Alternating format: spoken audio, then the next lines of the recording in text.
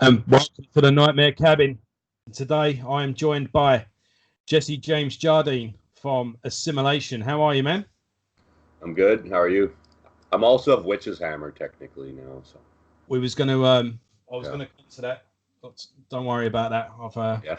a lot of ground to cover. People always come up now. They're like, "I love your band." I'm like, "Which one?"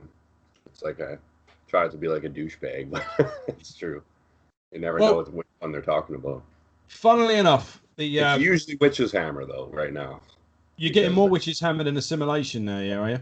Well, yeah, because Witch's Hammer, we're kind of riding that nostalgia kind of throwback wave, right? Where, I don't know, because like we already played Berlin. That's part of the reason that I joined the band, and I think the original vinyl on the tape release is already completely sold out and shit. So, and like such minimal promotion with that, it just doesn't need it. It's not on Spotify or anything either. It's just like, all right, it's all like hardcore. I first got into Witch's Hammer with the new album that just came out, and I got a promotional email from Nuclear War Now Productions, and I just saw that the other guitarist, his name escapes me now, sorry, you fill me in. Yeah, he was played on the first Blasphemy album. Yeah, that's pretty much how they market this thing. Yeah, all they have to do is Blasphemy, and people are like, ah, and they all buy it. Up to Brazil, right? Fair enough. And yeah, that's pretty much. He was on that just the first one, and he actually, it was between joining that and there was a punk band out here, like a hardcore punk band. When Witch's Hammer broke up, he got asked to join both, and obviously he chose Blasphemy. But he was only on the first album, and then he went off and did Tyrant's Blood. But yeah, the second album's pretty much a EP anyway. Yeah. Oh yeah, I guess. When it's all added up, it's about 10 minutes worth of music. Yeah. So, but yeah, I got that album, great album, and then I worked my way backwards. I've not actually heard of them before then. So when I got the 2 CD collection thing with all the demos on. Yeah, I got that in my car. And doing that, I came across your interview with the band. So we're going to use that as a segue to kind of go into the beginning. I first heard of you really for a couple of years. I was watching the Demigod Ascendancy channel. Yeah. And I was doing that for a while, man, but I'm sure you know as well as I do that this it's hard to get anyone to watch this shit if you're not doing those fucking stupid clickbait like top 10 things metalheads do and fucking shit like that. Like, oh, cringe. Or like, like, I don't know. It's like, I don't know. I almost wanted it to always stay underground, and it kind of did. And then, but I kind of lost interest. I don't know. We still do it sometimes, but I just always have too much stuff. I have like a personal training channel too. I have like Assimilation, which I was going to get into as well. Yeah, but yeah, go ahead. So I always have too many pans in the oven, I guess you could say. I'm also big into video games, so I'm always doing that. I'd like to do something with that, but I'm a video editor by trade too, so I'm always doing that shit. Yeah, that's what I need to get my head around is learning to edit properly. I'm kind of just learning as I go. Yeah, I went to film school and stuff too, but so that's where I kind of what I was doing. But so you a personal trainer or what do you do? I do both. I do both. Holy I'm nuts! I do both, and then video editor. I try my best to not have a real job. Well, I mean, has that affected you with the? How's the lockdown going in Canada? Is it? Well, people are fucking retarded. Well, yeah. They don't listen to any science, so it's like it's just getting stupider. Like I was at the grocery store yesterday, and I was just buying some stuff. I bought a pumpkin, and then so I had that on the fucking conveyor belt, and then they're like, I go to find like the dividers. I'm not sure if you guys have those out there. I'm sure you have something like the little plastic dividers, and they're like, no, we don't do that anymore because COVID. I'm like, oh, I didn't read that memo. I'm sorry. I'm pretty sure the Center for Disease Control said it can't be spread off surfaces, but sure, okay. And it's just like it's mandatory mask wear now, and it's like we've got that here, Like not everywhere, but just in this one store. And then people aren't wearing a mask in there either. So I'm like, well, I don't want to wear one. I don't believe in the fucking shit either. I've been going to the gym for 5 months. Like ever since it opened, I've been going to the gym and just working. So I don't know. I haven't, and I've been having people over. You know, I took it serious for a bit, and then I think it's just overblown. But yeah, I don't know. Like with the whole work and stuff, I actually got laid off from my video editing job before this, and then I quit the gym 2 days before COVID went down. So really, it didn't have an impact on me, but like I'm just kind of on like unemployment insurance still, so I'm just getting paid. Because my whole thing is this shit's so stupid, and if the government's gonna keep it going, then they can give me money. That's my thing, right? Yeah, I mean, I think for the first month or so, I mean, especially people that run businesses, they're saying, oh, look, I can take this on the chin for a month or so. Yeah. But how long is this going to go on for? And it's like they're just looking to keep it going as long as possible. I mean, well, I don't see any end in sight, and like no, neither do I. Neither do I. Like we have been doing like it's like a little festival we do like pretty much every year around my birthday in September, where we usually have like Witch's Hammer and Terrifier, and then Assimilation and Pathetic, like those 4 bands, because we're all kind of in them. We usually have like a little. Last year was called Poser Fest, and then we did like Loser Fest and Failure Fest, and this year we were going to do COVID Fest. But then kind of last minute, my drummer got wet feet about the whole thing, and then we didn't do it, or cold feet, whatever the expression is. And then we dropped the whole idea. But we've been talking about maybe doing like an underground show. It's like we risk like 5,000 for doing like an underground show, but it's at a point. It's so fucking stupid now. It's like, where is the science? What's, you know, and this is ruining music. Like it's ruining kind of funny. Yeah, we're really, yeah. Yeah, like Witch's Hammer and Assimilation, we both released albums in the worst time to release an album in 100 years, probably. You know, because we can't tour at all. And like Witch's Hammer doesn't need to tour, but Assimilation, we fucking needed to tour, and we were going to tour. And I don't know. Like we had a show out here with Oxygen Destroyer that got canceled, and then Witch's Hammer was playing a show with Razor, Exciter, and Sacrifice that got moved to next year, and then we were playing Quebec Death Fest. We would have just played Quebec Death Fest. That got moved to next year. So it's just like, for fuck's sakes. And we were gonna play with Coven. Have you ever heard them from the States? Yeah. Kind of like old thrash metal. Yeah, Assimilation was gonna play with them. So we've had 4 pretty cool shows canceled. And it's just like, oh, fuck off. You know, like, and you know, I don't know. Yeah. I was doing everything they said for a while, but now I've never been one to listen to the rules and listen to the government, and now it seems like everyone's like, yeah, thanks, government. And it's like, since when do we trust these guys? You know, I'm pretty sure all this music's about distrust of the government, you know. Yeah, exactly. And metalheads as well. So I thought we were meant to be the rebels. Yeah. Yeah. No, especially not these days. Everyone wants everyone to dot their I's and not say bad words and don't be offensive, because this is metal and it's all inclusive. Right? Yeah. It's like, I don't know. It's a weird time right now, and it's just everything sucks. There's a couple of cool things here and there, but I know what you mean as well. With like the whole the PC culture is seeping its way into metal now, and it's like metal was always inclusive anyway, if that's what you want to call it. It was all. Yeah, it's like we don't want everyone. We don't want normies, like yeah. Normies. I mean, regardless of color or culture or background, so that never like matters.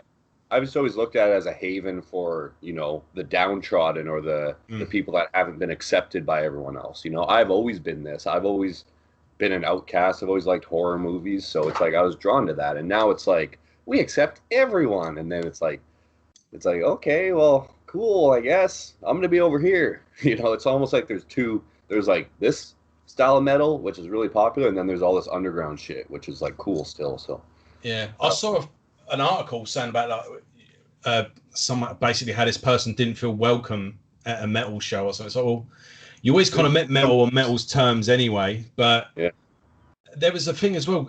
It should be like there was this thing in London last year.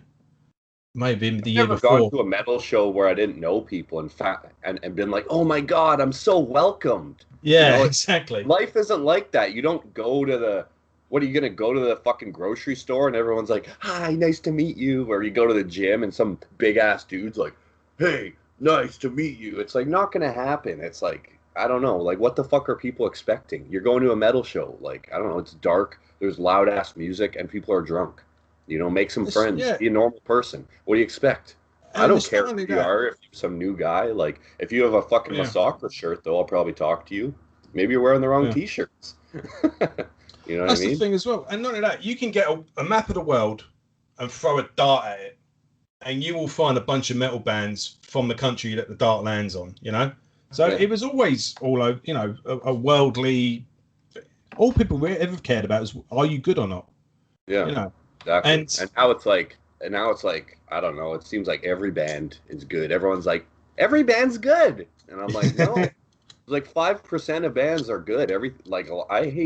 I hate almost everything I hear. Like there's a couple current bands I really like. Like have you heard Hexecutor out of France? That shit's fucking really cool. It's like French kind of blackened like death thrash. Their new album's really like new wave of British heavy metal inspired. But did you share that the other day? Funny enough, I think I did. I think you shared something the other day, and you said like, I bet this doesn't make like the top 10 list of people's. I haven't heard anyone talking about it. I checked that out off your recommendation actually, which gets me back to Demigod Ascendancy. What I liked about that channel with at our rant, I'm sure we're gonna have many more.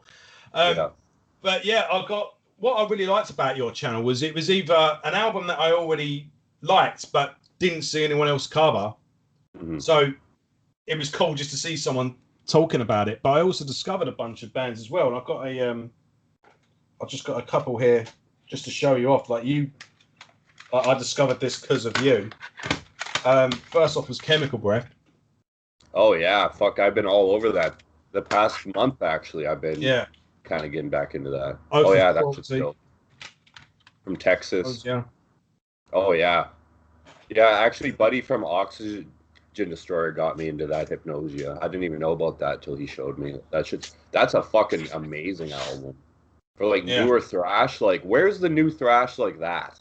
Yeah, and I got that for the price of a cup of coffee as well on Amazon. It's crazy. Yeah, well, no one cares about it. No one knows what it is, right? But that Chemical Breath, that might be my favorite death thrash ever. And like that's what I've always tried to do with Assimilation is I looked at like old death thrash and I was like, I want to do this. And and because really there's so many bands call themselves death thrash. It'll be like their local garage band and they call it death thrash and it's like screamo. It's like, what is this? And it's like death thrash is a very small genre. There's maybe 20 bands in it, that I can, and then there's maybe albums. Like I consider like Leprosy to be a death thrash album. You know what I mean? Yeah. Where a lot of the other death, maybe not so much, but that album is definitely the first Malevolent Creation album as well. Oh yeah, or something like Pestilence. I would even say that's kind of death thrashy on the early stuff. That was kind of where I was it's pretty much where I am now, really. But for a good year, that was all I was interested in. Was that just that little sort of period as well, where death metal was still finding its feet, and the thrash bands were just going just that heavier than the usual, but weren't quite death metal. So. Yeah. If you agree with me or not, Solstice. That's always been like my favorite stuff because I still like I do like brutal death metal. Like my buddy Sasha who plays in Gorgasm, he really got me into that stuff, and my other buddy Ben who used to play in Abuse too, and Vancouver has a very big. We have a history of brutal death metal bands out here that not a lot of people really know about. Right, we got like Abuse, Crack Whore, Zuckus. We got this one band, Tard. That would be the most offensive band ever if it came out right now. They're called Tard, and their first album's called As in Re.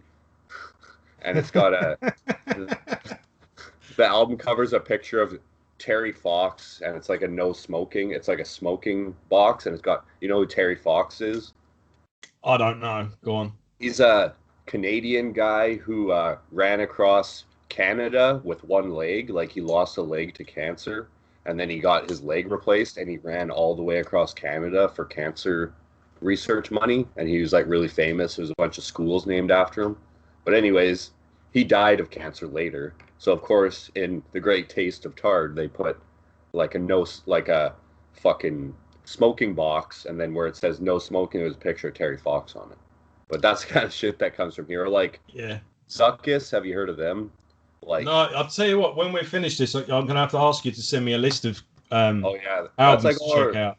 Well, they're porno grind actually, but that I guess that's a bit of that's in brutal death metal. But anyways, like I do like that brutal shit, but I've always liked my death metal with like a D beat and like some thrash elements to it, and not quite like I don't really like, not that I don't like gutturals, like I like disgorge and stuff like that, but I don't really want that for Assimilation, you know what I mean? I've always tried to mix like something like Violence and like Exhorder, like that early shit with like something like Morbid Angel's my favorite band ever.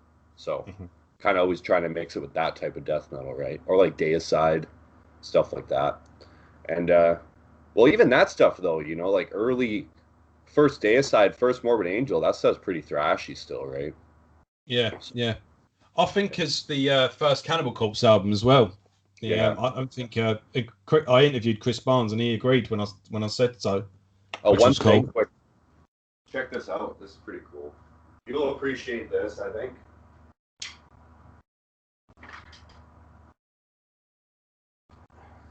I've never seen this again, but it's from a European tour that Cannibal Corpse did. I've never seen this cover anywhere. I got it off some guy in Europe for the Eden Back to Life tour. Seen that? No, I've never seen that. No. Crazy, right? It's all like I've never seen them do like much it's all of them. Shit. And then it's got like one of their best pictures on the back. So that's awesome. That's a pretty cool shirt. Yeah. Well, it's actually a hoodie, but it's kind of weird. But yeah, I don't know. Cannibal Corpse is one of those bands that seems to get a lot of flack. Like I have a bunch of buddies that play like traditional heavy metal and stuff like that, and I love that shit too. Like I love new wave of British heavy metal and all that shit. But it seems like Cannibal Corpse always gets hate from those fucking people. And I'm like, can you name one fucking album? And they're like, well, no. And I'm like, well, shut the fuck up then. Because they're a big band, like. Yeah, I think you get a lot of it from the sort of newer generation that are into like slamcore and stuff like that. They kind of call Cannibal Corpse like dad rock.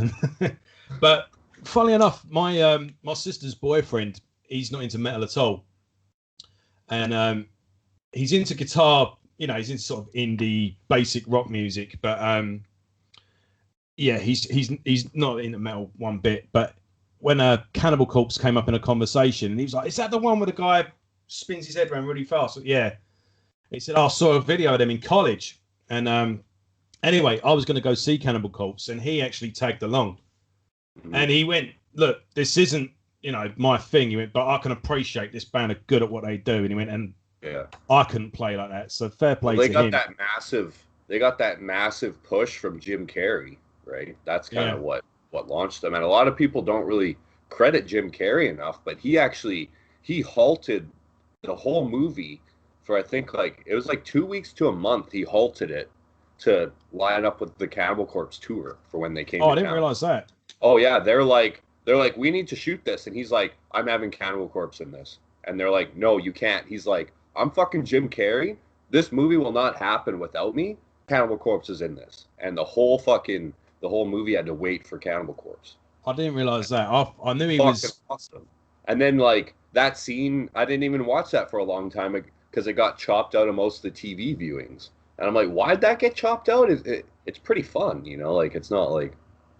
There's another one of Jim Carrey. He's on like the Tonight Show or something. He's like talking about like napalm death. Yeah, I've like, seen that. Like fucking, he's like doing like crazy vocals and shit. So Jim Carrey's he's like one of the best ever. He's fucking awesome.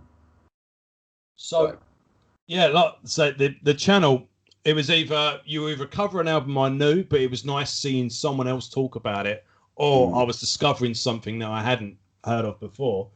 And it was only it was only one of the recent videos where in the description you just had check out my band, and that's when I picked first album up. And whilst playing it, I heard a that was your theme. That's our thing. And then sort of I thought, right, cool, they've got their own band, and that's cool. And then that's kind of a weird album too, because like I'd been working on this band for such a long time that all those songs were written over such a long period of time. I actually included one. So like, you know, like that album's pretty cool, but there's honestly a lot of stuff that I wouldn't have really done again, or like maybe songs that are a bit too long. And that's why I think like our second album was like so much stronger, because it was such like a more, you know, like it was actually all written with the same mindset, kind of moving in the same direction, where that album was just like, fuck. Like we used to have there was a different version of Assimilation. Like when I first moved out here, it took me a while to find members, and I used to just be a guitar player, and we had like a guttural vocalist, and and like we had a completely different lineup. Like we've gone through about 8 members now in Assimilation to get to this point, you know what I mean? So it hasn't been, but yeah, like I've been doing this band for like 10 years, you know, and like it still kind of seems like no one gives a shit, you know. It's kind of hard to kind of break out, you know. And then like I don't like to bring it up all the time because I try not to be a little whiner, but like stuff like you know, like Tomb Mold, and I don't know what's another band that just like, I don't know, you release like one album and you fucking blow up, and then I listen to it and I'm like, where's the, you know, or like Blood Incantation, like, oh man, I saw your video on Blood Incantation. So overrated, man. I actually like their early shit. Their first album's cool. Their new album is just a fucking wank off fest. I was so bored. 12-minute songs. If you want to talk about go on. One 12-minute, Nile, they can do whatever they want because they're fucking Nile. They can do 12-minute long songs. But there's like one 12-minute long song that's amazing, and it's by Deeds of Flesh. And there's no vocals. It's called The Endurance. And that is fucking death metal. And then like this, I was like listening to Blood Incantation. I was literally like, and like it's everyone's top fucking album of the year. And then they rip off a classic band's album cover from Canada, and everyone's like defending it. Did you know about that? I saw it at the time when when it was first announced, and in the comments section, loads of people were sharing it. And the way I saw it, though, can you hear me still? Or should I'll wait till one sec. The way see, I've seen that.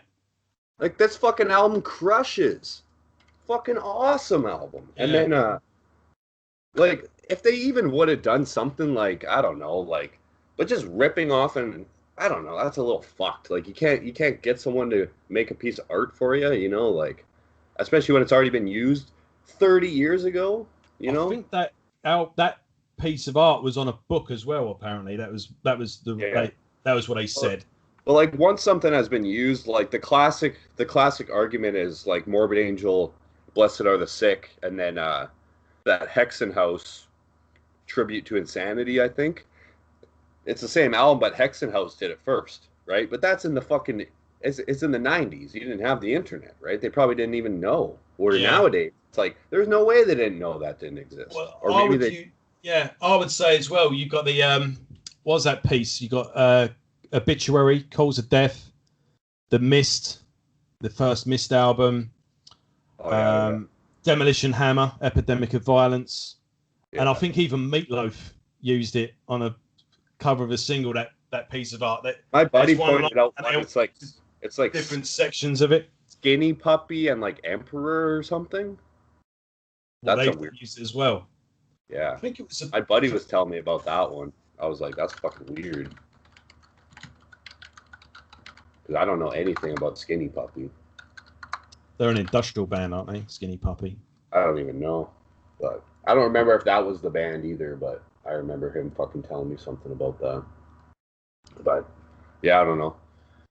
It's a weird time. It's like metal needs to move forward, not fucking copy the past. You know, it's kind of funny when you're kind of playing a throwback band, but you know, I don't know with Assimilation. I've always kind of been like, you know, I want to keep it old school, and then I guess a bunch of people are gonna look at us and be like, oh, you know, like trying to do old school death metal, and it's like, well, trying to put our own spin on it too, right? But I don't know.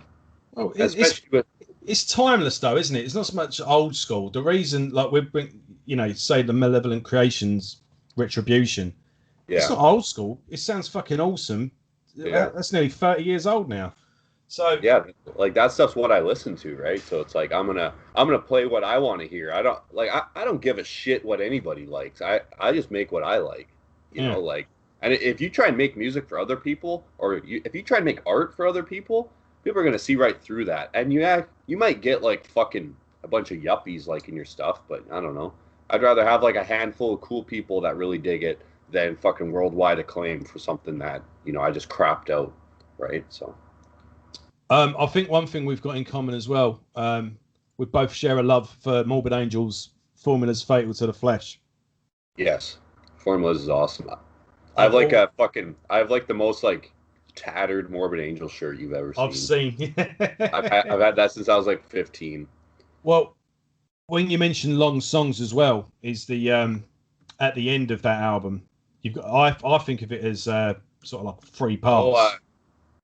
So you got the hymn to the gas giant.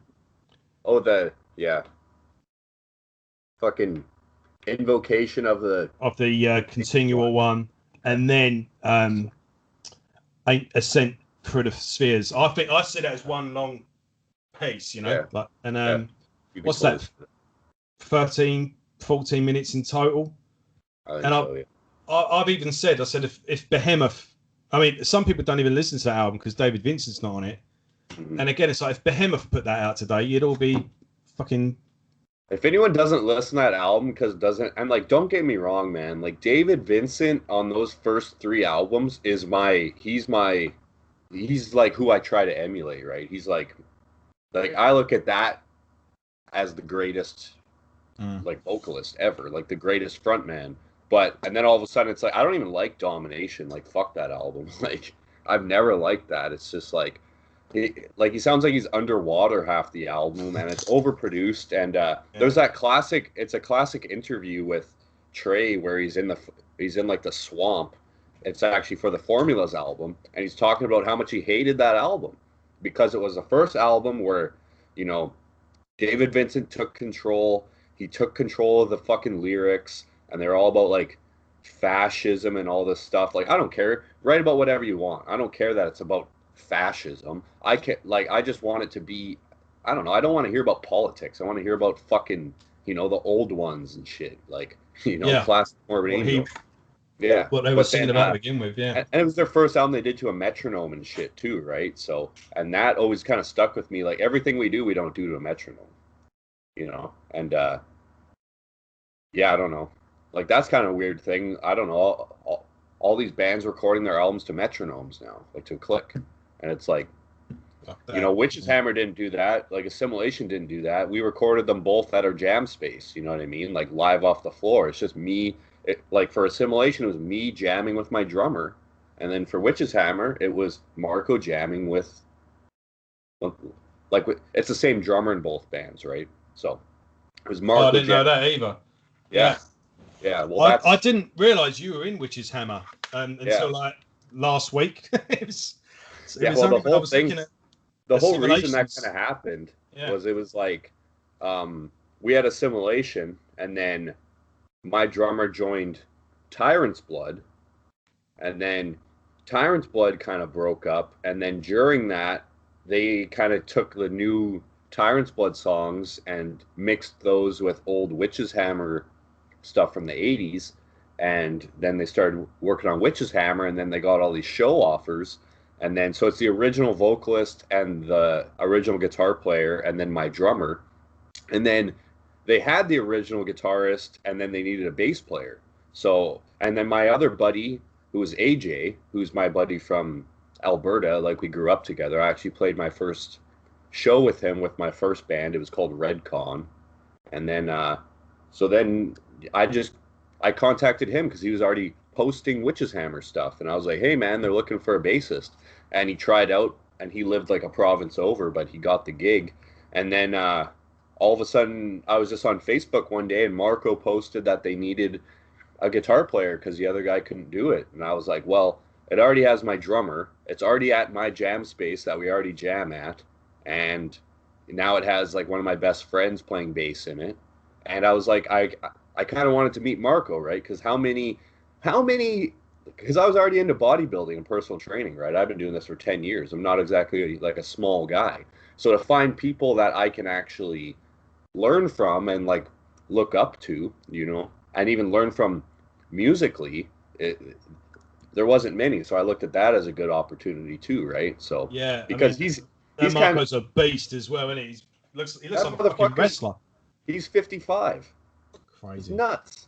Yeah, look how good he looks, you know, and that's my end game. You know, like I want to look like that when I'm 55, right? So it all just kind of worked. I don't know, it all, you know, the universe just conspired to make this fucking shit happen, I guess. So, and then yeah, all of a sudden I was in it, and yeah. So you did an interview on your channel with Witch's Hammer. Was that Yeah. before you joined the band, or? I'd already played shows with them by that point. Oh right, cool. Yeah. Because I thought you did that, and then that was your segue into joining them.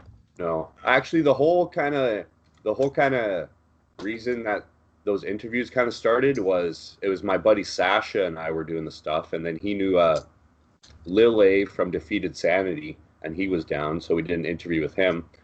And then my buddies in Aggression were doing stuff, so then I hit them up to do an old Aggression interview, and that was fun. And then it just kind of spiraled out from there, and then we got invited to Las Vegas for their Death Fest there, and then yeah, the Morpheus Descends interview was good as well. Yeah, their vocalist is really cool. He visited me when he came down. Okay. Tim. Yeah, go ahead. Is he a new vocalist as well? He's not the guy that's sang on the old stuff, is he? All I've got is this the you can't really see it in this light, but the Black Album. Yeah, the box set with basically everything they've done is on that. So I've gone from watching the YouTube channel, checking out your band, and then next thing I know, your band's got a second album out, and not only that, you're already on an album that I bought back in January. So I'm finding more out about you as time goes on. I actually do a good amount of vocals on that album too. You do, yeah? If you listen for me, you can hear Assimilation screams. The album actually starts with my scream.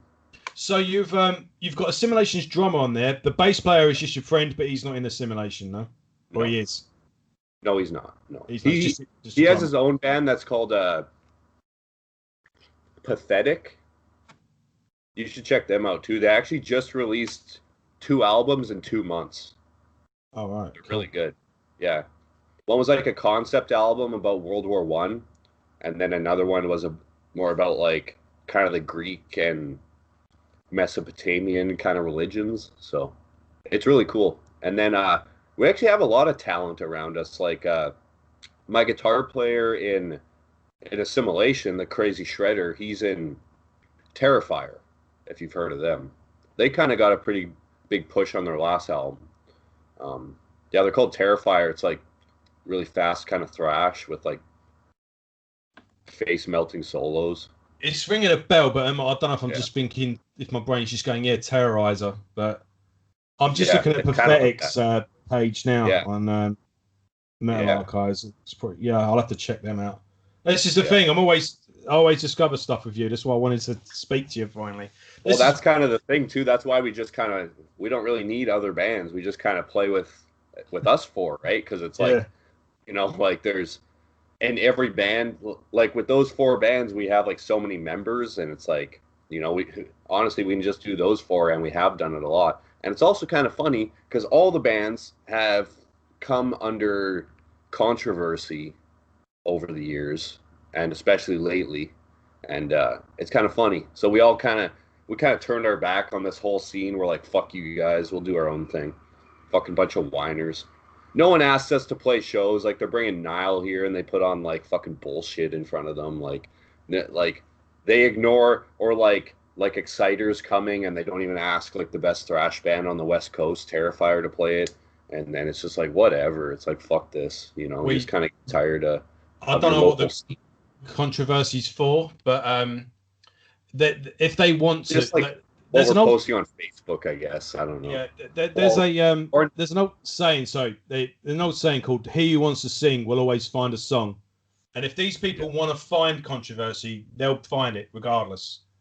And we need to start clamping down on it because it's not going to stop once they get rid of this band and get rid of that band, and then they'll just keep going. You know, the one that's been under like the least controversy has probably been Assimilation, but honestly, like I'm a loudmouth on stage. Like I'm really big into pro wrestling, as you can see behind me. So I try and play like a character when I'm up there, right? Like kind of like a loud, like I make fun of the crowd, like I fucking talk shit, like I'll make fun of my buddies, like I've said some pretty off the collar things. It's almost like stand up comedy, right? Like I want to offend people. I want to find that one guy in the crowd and make him really dislike me, and that's always kind of been, you know, like look at Glenn Benton in Old Deicide. If you came too close to him, he'd fucking swing a knife at you. It was fucking awesome. I want that shit back, you know, and like, so I think people think that that's who I am off stage too. So then, or like on our new album, like, Justified Mediocrity, the vocals in that or the lyrics would really trigger some people. I guarantee they would. That's the Carnivore one with the Carnivore song. Yeah, exactly. But that's me because like Peter Steele's like he's like my hero. So like that's me writing in that style, talking about, and I actually wrote that way before all this Black Lives Matter and all this pandemic and all this shit. But it's even more relevant now, right? And if people read that, we'd be labeled as a fucking crazy right-wing band. But if you look at it, it's very tongue-in-cheek, and it's asking you to think for yourself. Because a lot of people don't think for themselves. They just take the narrative.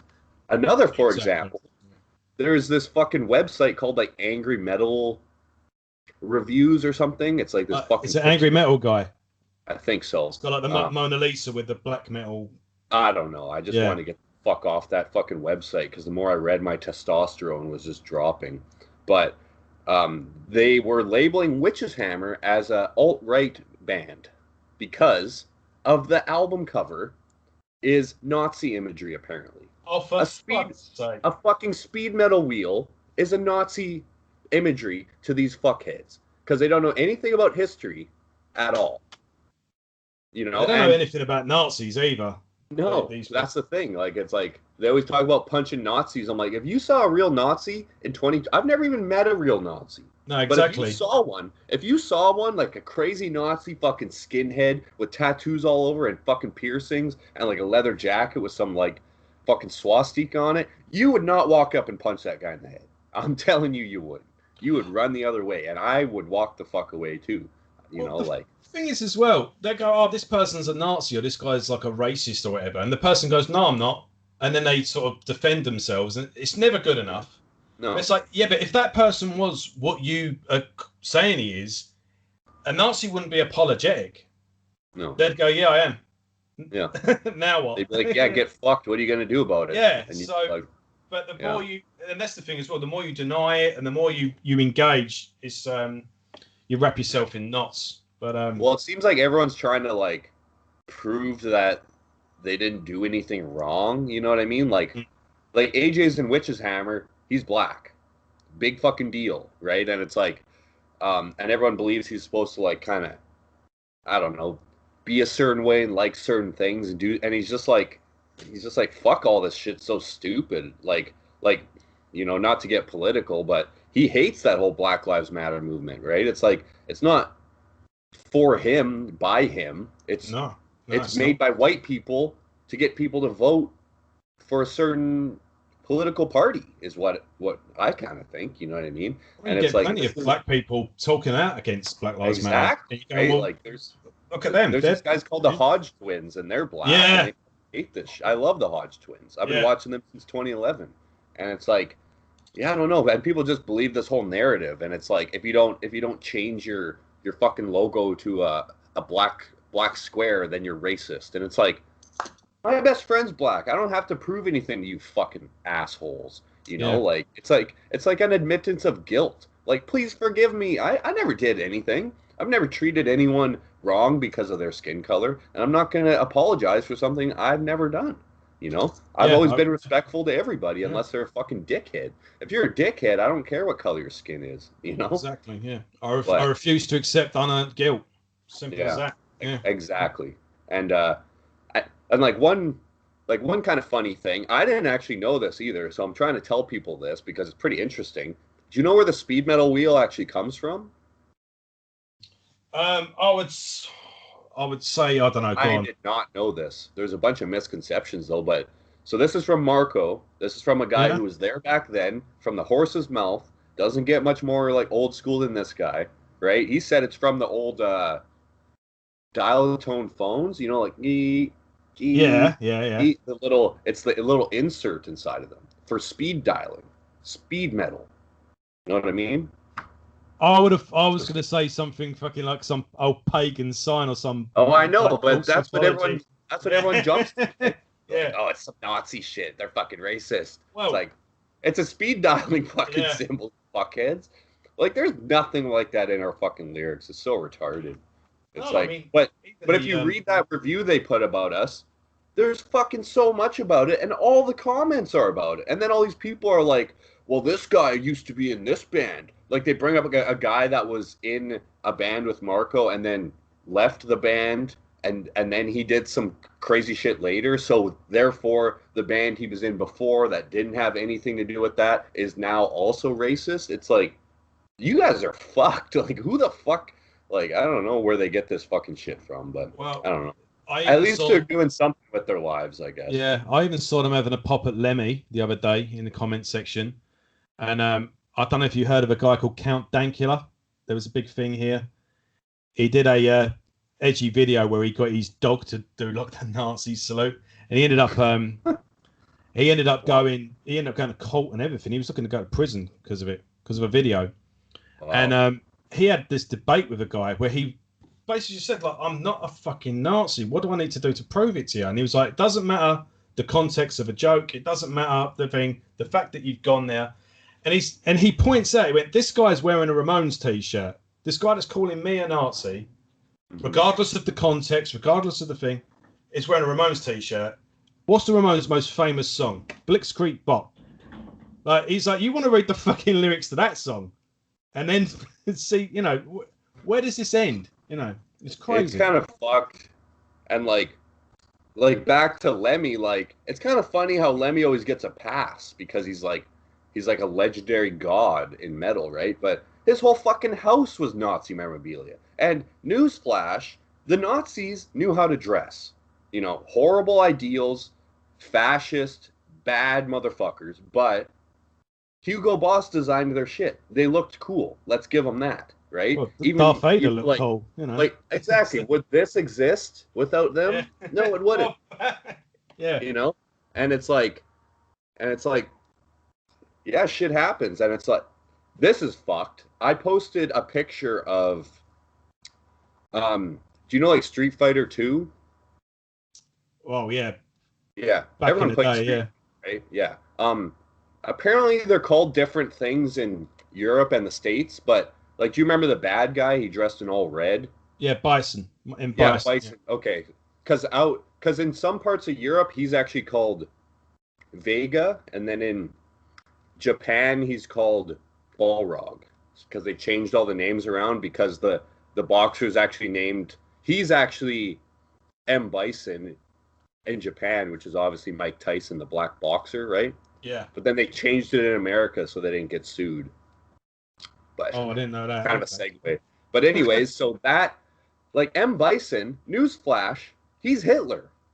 There's a famous picture of Hitler where he's walking down the steps and he's got the cape on and he's got the exact M. Bison outfit from the first game. And I've always been like, how'd they get away with that? But whatever. So anyways, a couple weeks ago, I posted a picture of, it was in like a comment, my buddy, he's a stand-up comedian, and someone called him a Nazi. They were like, you're literally Hitler. And I was like, you should dress like this, like M. Bison did. And I posted a picture. It got flagged on Facebook. And I almost got my account banned for a picture of Hitler. I worry about Facebook, man. I worry like where to get off there, because they can literally just pick anything and just mold it any way they want. The whole thing too is it's like people want to get all all mad about these World War II era dictators. What about Mao and Stalin? Exactly. You know, Stalin killed 4 times the amount the Nazis did, and Mao killed 10 times or whatever. And it's almost worse because it was their own people. It'd be like me being the dictator of Canada and murdering Canadians. Like, that's fucked. You know what I mean? And it's like, but Hitler's the worst one, I guess. I don't know why. Yeah, and Stalin and Mao were communists, and Antifa and BLM were they all based on communism. I was just walking down the street. They're Marxists. I was just walking down the street the other week, and this is scaring me. And my buddy was down from Calgary, and we're walking down fucking Hastings, and there's all these communist, vote communist fucking signs on all the boards. We're like, what the fuck's going on here? And then we go down, and we fucking have a wicked workout, and we get out of the gym. We're all pumped up. We're pretty big dudes, right? And then these fucking guys, like, right in our face, like, hey, communist fucking propaganda, like, vote communism. And like, you would just be able to hand out a Nazi fucking... Exactly. That's what we were saying. I was like, get the fuck away from me, dude. We live in Canada. This is a free country. Like, these people actually want communism. You know, like, you want to go to school for 12 years to become a doctor to make the same amount that a janitor does? Like, there's no incentive there. Like, it'll never work. It's just and these people, if you talk to anyone from a communist country, they don't have anything nice to say. You know? No, exactly. It's funny how they escape those countries to come to the West, but we never escape out the West to go to them. No, so it's always like Americans that are born in America or Canadians that have been here their whole life and have had a great life away from fucking hardship and, you know, with this wonderful thing called free speech that everyone's trying to get rid of.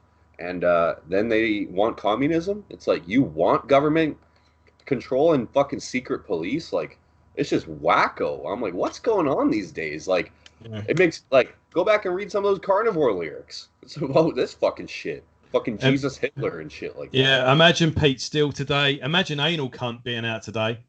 We need both of those guys. Yeah. We need Pete Steele right now, but he's unfortunately gone. Yeah. One quick last thing, too, because you said that Nazi dog. Have you ever seen Curb Your Enthusiasm? Yeah, I've seen it. I don't watch it massively. And that's like one of my favorite fucking shows. But they did in the new season, they were pushing some boundaries. It was pretty good, but they actually had a Nazi dog in one, and that was one thing he was doing. He probably based it on that because Ricky Gervais got involved in everything.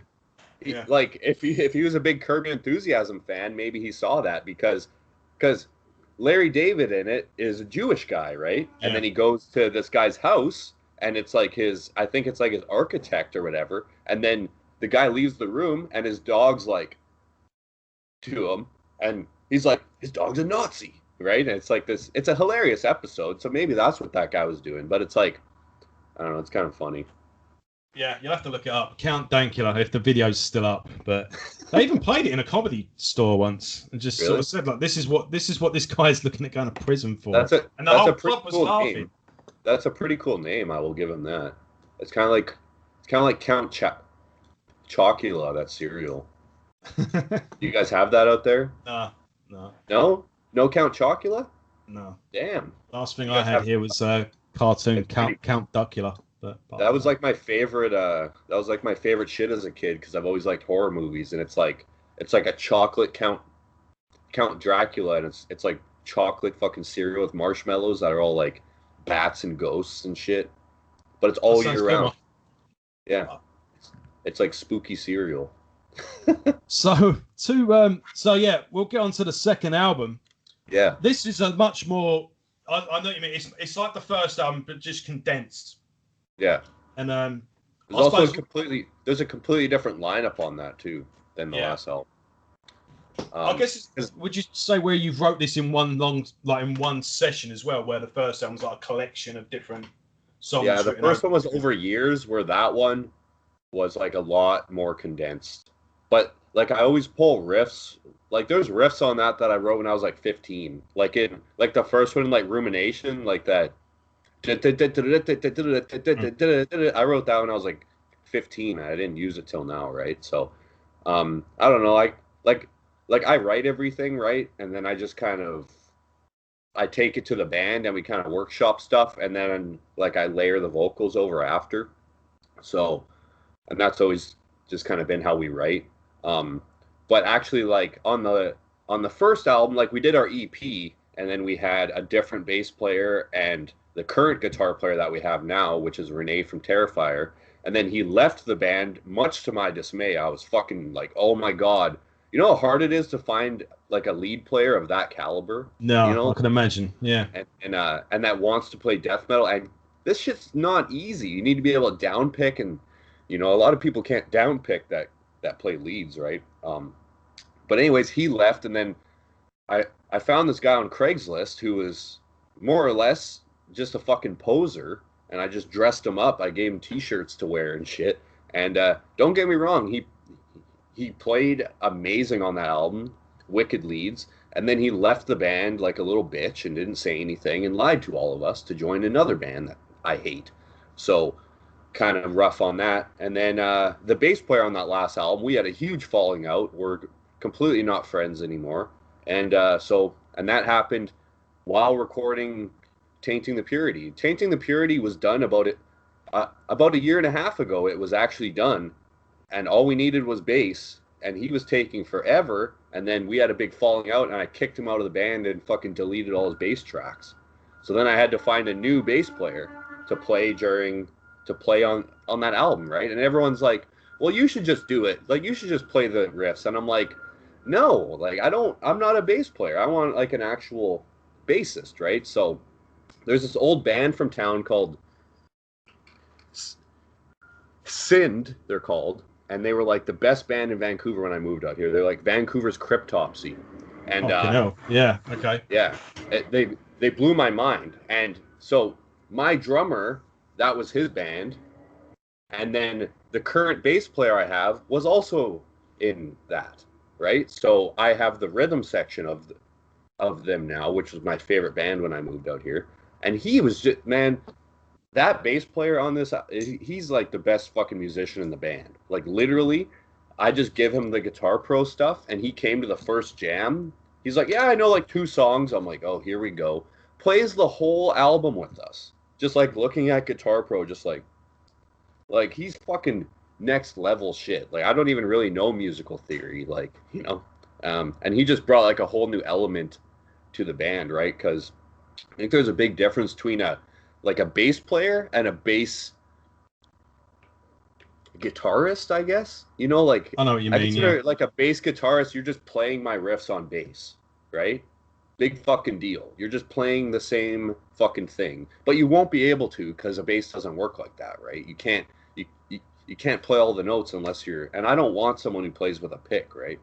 But yeah, I don't know. So it was nice to have like a bass player who just came in and kind of like danced around the notes and kind of played with the drummer. You know what I mean? Yeah. Because that's kind of what a bass it makes all the difference. Yeah, I know what you mean. And he did all that in like one take, man. Like we recorded drums at our jam space, and then I did all my lyrics, all my guitar, and all the bass here. And that's the same for Witch's Hammer. We did all the vocals here and all of my guitar here. And I did all my own editing. So really, we didn't spend much money on these 2 albums. And they were both mixed by the same guy and recorded by the same guy who's been doing Assimilation forever. He's done all our Assimilation albums, and now he did the new Witch's Hammer. And then both the albums were mastered by our labels. So mine was mastered by Craig over at Reaper, and then the Witch's Hammer was mastered by whoever's at Nuclear War now. I don't really deal with them much, but yeah. Now we have the same artist too, so that's cool. I've had Craig on my old podcast before I was doing the YouTube channel. I did a podcast for about 6 years. I write for a couple of different magazines and websites as well. Mm-hmm. So I've been doing this for a while, just not on YouTube. But yeah, on the podcast we had Craig on. I'm a big fan of his YouTube channel as well. Plus, Hell's Head Bangers, and you must know about his brother J-Dog as well. He's another fucking he's a beefy boy too. I'd like to meet that guy. He seems to love like everything I love, like horror movies, fucking death metal, and lifting weights. So yeah, I've got into it recently, but I've never been really like a sporty guy, but the weightlifting is something I've really Me neither, found. man. Like I hate sports. I don't watch any sports. I've Yeah, never liked sports, but I always liked pro wrestling. I always loved wrestling and I always loved comic books.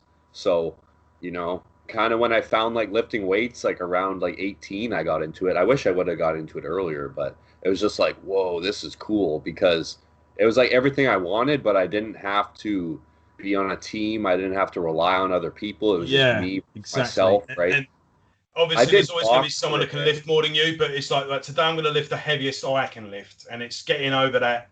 Yeah. You know. I just like it because it's like a mental game Yeah, too, right? And you yeah, change how your body looks, right? I've always just wanted to look like, because I'm huge into comic books. Like there's just nerd memorabilia like all around me. But I've always wanted to look like, like some like Captain America or like Wolverine, right? So, and then I yeah, grew up like watching wrestling and wanting that was the first thing I wanted to be, like even before I wanted to be a musician, as I wanted to be a pro wrestler. But obviously that didn't happen.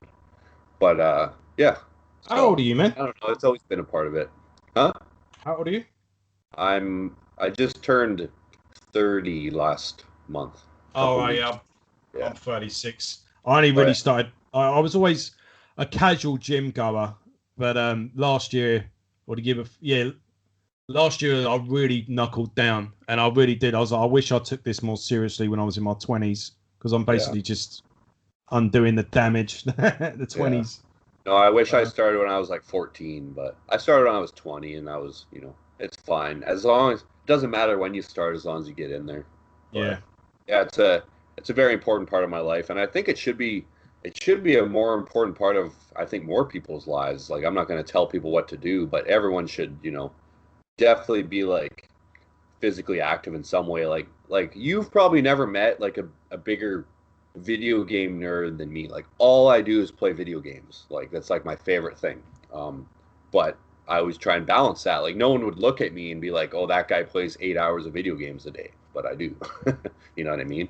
So I've just always been absorbed in comic books and video games. I like being alone, right? So well, I've got two sons, and my eldest son is just trying to. He's starting to get into. He's 10, and he's mhm. just starting to get into games, and I'm trying to put a limit on it, because again, like, you're obviously a fantastic guitar player, and it's like, the way I said, all that time he's getting good at the game is something he could be practicing the guitar or doing Yeah. something like that. But it Well, seems like another you're way to doing all look right. at it is like the way I look at it is like, why do people have such a problem with video games, but they don't have a problem with someone watching like a ton of TV or a ton of movies, right? Like I always tell people like I'll play like 8 hours of video games a day or whatever, but that's because I'm on EI right now. It's not always like that, but I don't know, like probably like usually like maybe 2 to 3 hours, like I would say like on a night when I was working like two jobs, and then people are like, oh, well, blah, blah, blah. And I'm like, well, what did you do last night? Like, oh, I watched like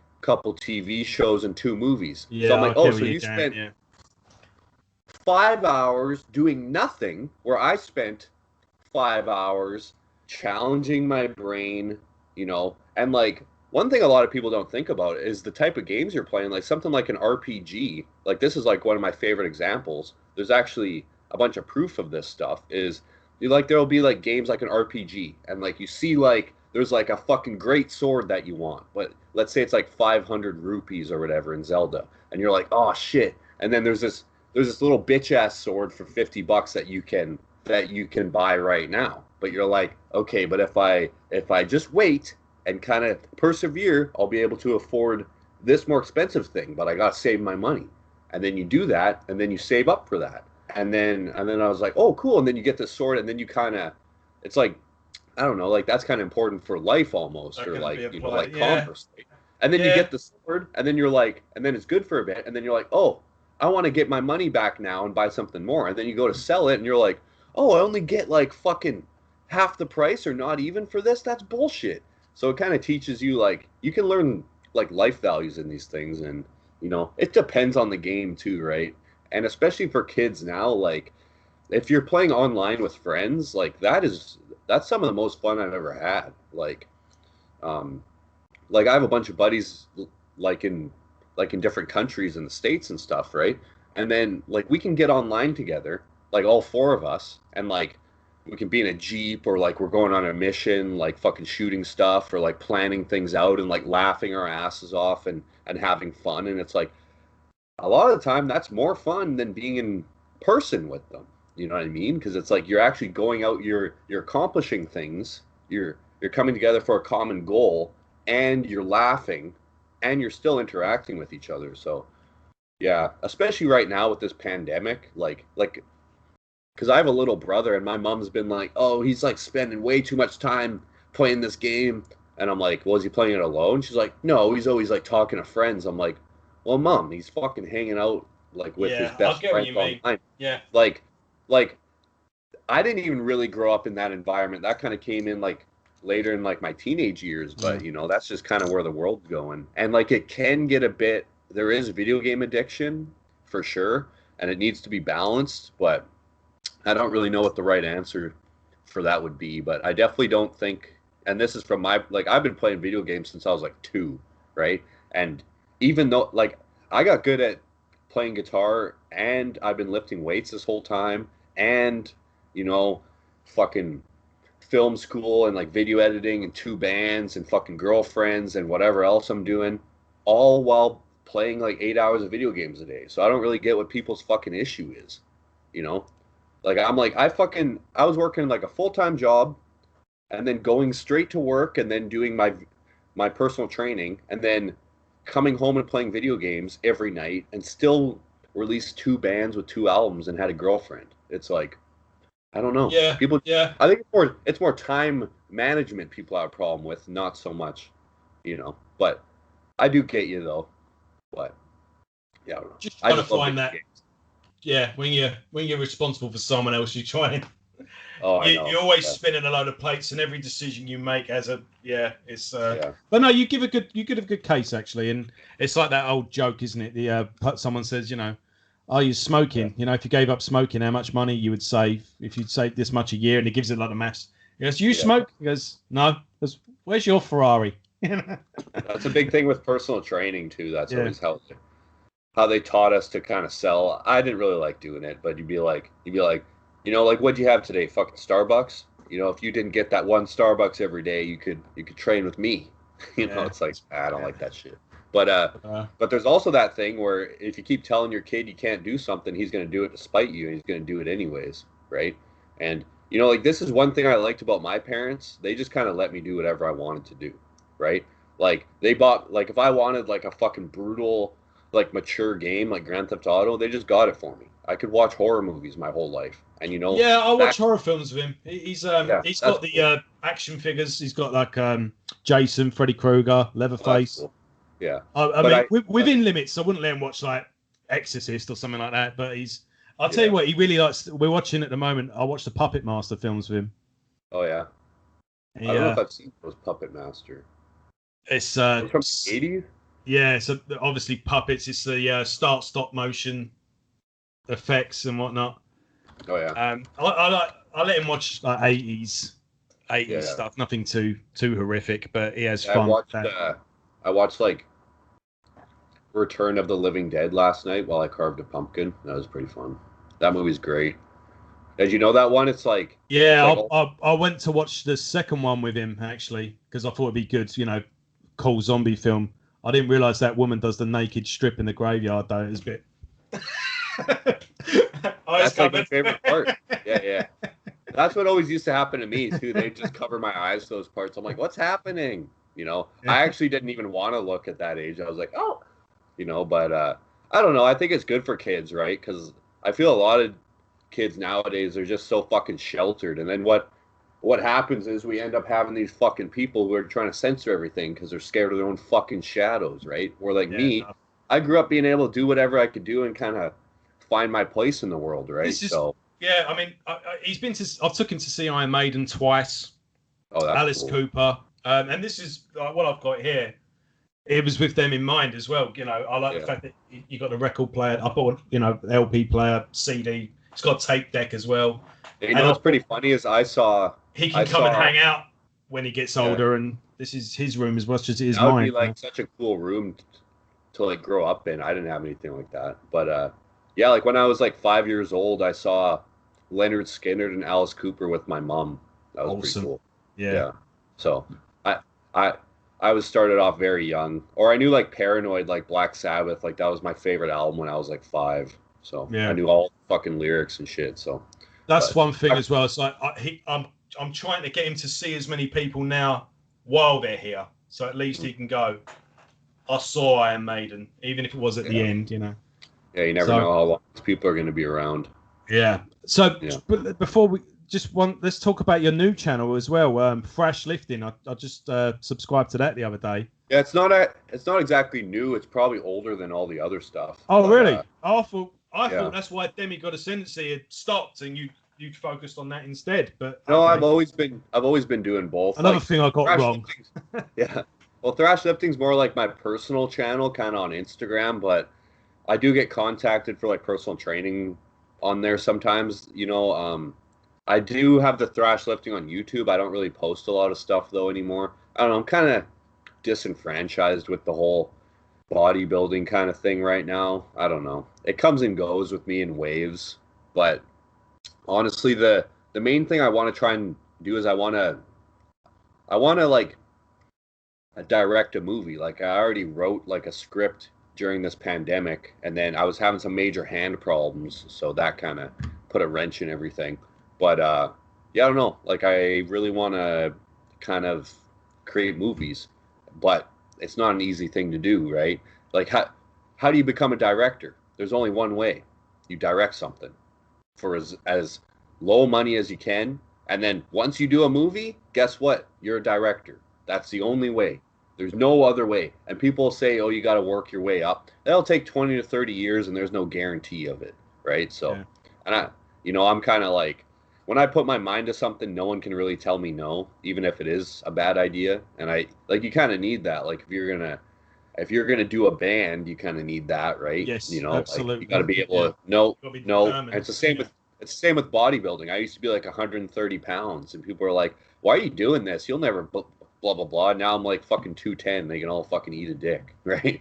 So, but yeah, like the new album is pretty much done now. I'm just teaching it to the band, and yeah, like pretty much like, well, it's gonna be our third album, right? And it's gonna be another 10 songs.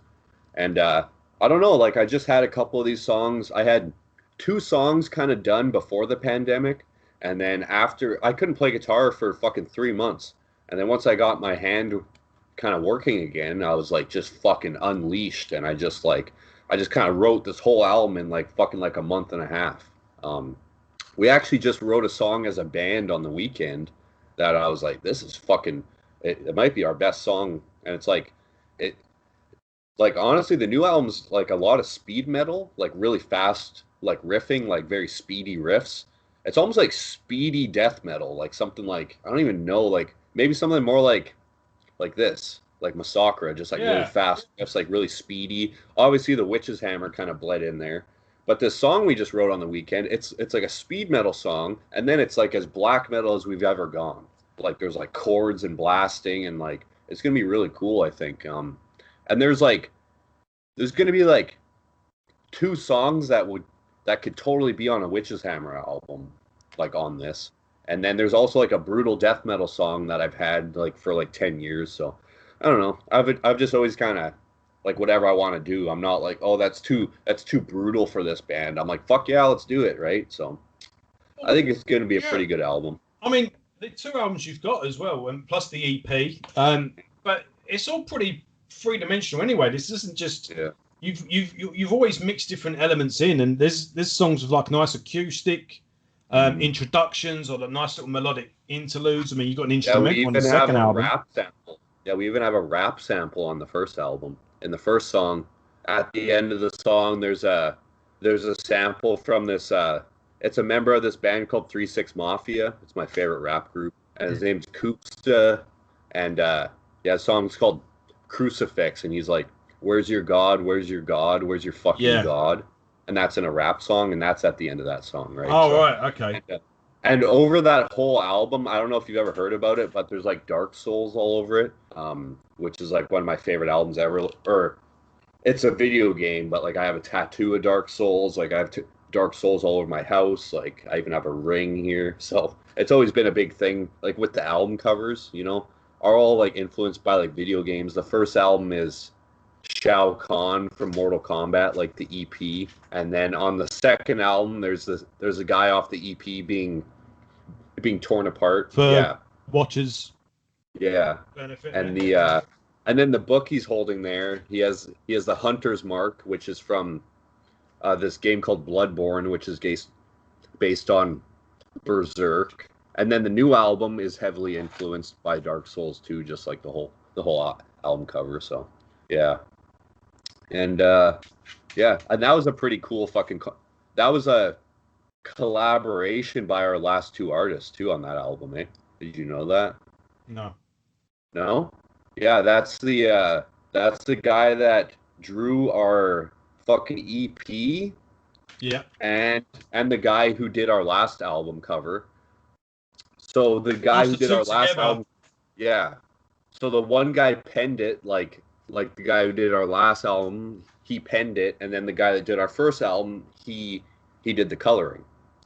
And then the guy who did our last album also did the Witch's Hammer album. So that's the same artist that did the Witch's Hammer and the Assimilation albums. So yeah, awesome, man. Pretty interesting stuff. And the new Witch's Hammer album's done too. Oh really? So, is that all new material as well? Because there was a few like re-recorded.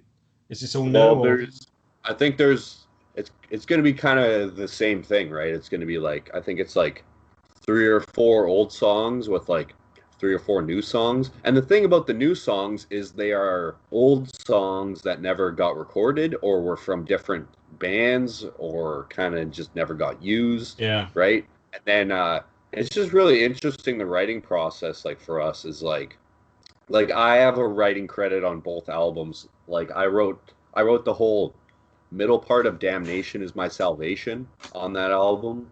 The whole like Merciful Fate part in the middle, I wrote that. And and then on the new album I did pretty much the same thing on one of the songs. I kind of wrote the whole middle piece. And then I don't know, we just kind of workshopped the stuff as a band, and it's pretty fun, right? Because we're all very old school, so it's kind of like the old school meets the new school guys, right? Because we're all younger, and then Marco kind of bounces ideas off of us, right? And then and it already worked too, because me and my drummer are obviously like click pretty well, so we can jam without Marco there and stuff. And I don't know, it's pretty cool to be in 2 bands that I consider like to both be amazing, right? It's pretty rare, I think. Plus you're working with people you respect as well. You've got the members of the band that you mentioned earlier, and so there's a lot of cool stuff kind of going on around us right now. And we're all releasing new albums. Like Pathetic just released like 2 new ones, and Terrifier's new album's almost done. And so we're all just fucking crushing onward. No, it's good, man. This has been one of the easiest interviews I think I've ever done. I thought make half hour or something, and we've just flown by. And people usually just awkward as fuck, or what? We've tackled every subject. We've and we went from Black Lives Matter to fucking Death Thrash. It was great. Exactly. So it sounds like a normal conversation with me for sure. No, so anyway, there's lots to look forward to as well. New Witch's Hammer album in the pipeline, new Assimilation album in the pipeline. These are 2 new albums from easily highlights of this year. Anyway, I'll put links in the comments section for where you can get those 2 albums. And check out Thrash Lifting, check out Dummy God Ascendancy, 2 awesome channels. I seriously doubt you're watching my channel and you haven't seen them, but And no, it's really good speaking to you, man. I've wanted to speak to you for a long time, and it's great to have finally done it. And hopefully speak to you again soon, and maybe do something, review an album together, or I don't know, when the next album comes out, come back on. And once this madness has to stop eventually, and hopefully, man, you come on tour and you come to the UK, and I'm sure Witch's Hammer will be coming out there. Because we've already been getting offers like to come all around the world and stuff, and we're all fucking ready to do that shit. So But So now it's just like, hey, can Assimilation come too? yeah, that's it. You got half right? of you are there already, so you only need 2 extra people. I know. It's like you only got to pay for 2 more fucking plane tickets. We'll play for free, right? So I don't know. Yeah, we'll see definitely. Right? Yeah. Well, it's good speaking to you, man. Good to meet you, and I hope to speak to you again soon. Cool. Cheers. Stay on the just stay online. I'm just gonna. Okay.